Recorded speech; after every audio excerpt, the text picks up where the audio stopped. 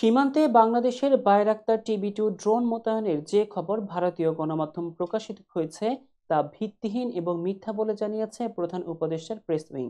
শনিবার প্রধান উপদেষ্টার press wing facts verified Facebook পেজে এক পোস্টে এই তথ্য জানানো হয়। প্রেস উইং ফ্যাক্টস ইন্ডিয়া টুডের প্রতিবেদনের একটি স্ক্রিনশট পোস্ট করেছে, যার শিরোনাম বাংলাদেশ কি বায়রাক্তার টিবি-2 ড্রোন মোতায়েন করেছে এবং ভারত কি প্রস্তুত। ইন্ডিয়া টুডের প্রতিবেদনে বলা হয়, ভারতের পশ্চিমবঙ্গ সীমান্তবর্তী এলাকায় তুরস্কের তৈরি অত্যাধুনিক বায়রাক্তার টিবি-2 ড্রোন মোতায়েন করেছে বাংলাদেশ। ধারণা করা হচ্ছে, ভারতের সঙ্গে সম্পর্কের উত্তেজনা বৃদ্ধি পাওয়া এই ধরনের পদক্ষেপ নেওয়া হয়েছে। মূলত এই ধরনের ড্রোনগুলো নজরদারি এবং নির্ভুল আঘাত হানার সক্ষমতার জন্য পরিচালনা করা হয়।